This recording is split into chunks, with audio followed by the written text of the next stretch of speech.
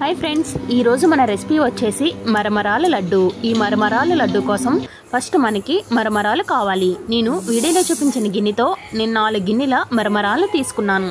First ఒక 2 గిన్నెల మరమరాలు వేసుకొని వేయించుకోవాలి। మనం గ్యాస్ సిమ్లో పెట్టుకొని దూరగా కలుపుతూ వేయించుకోవాలి। అలా వేయించుకున్నట్లయితే మనకి మరమరాల లడ్డు చాలా టేస్టీగా ఉంటుంది। నేను వీడియోలో చూపించిన విధంగా ఇలా ఫ్రై చేసుకోవాలి। నెక్స్ట్ రెండవది కూడా ఫ్రై చేసుకోవాలి। ఇది కూడా ఇలా మధ్య మధ్యలో కలుపుకుంటూ సిమ్లో పెట్టుకొని చాలా దూరగా వేయించుకోవాలి।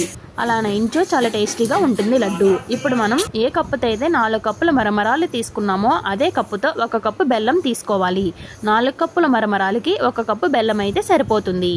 ఇప్పుడు మనం బెల్లం పాకం తయారు చేసుకోవాలి। ఫస్ట్ బెల్లం వేసుకొని 1 టీ గ్లాస్ ఆఫ్ వాటర్ వేసుకోవాలి।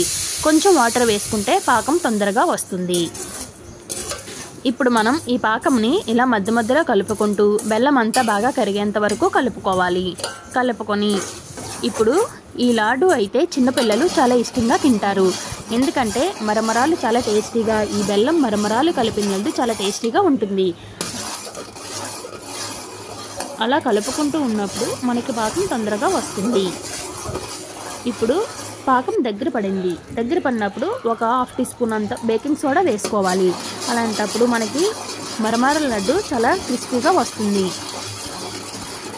ఇలా కలుపుకుంటూ బాగా బేకింగ్ సోడా అంతా కరిగేంత వరకు బాగా కలుపుకోవాలి। ఇప్పుడు మనం పాకాన్ని ఇంకొకసారి చూసుకుందాం।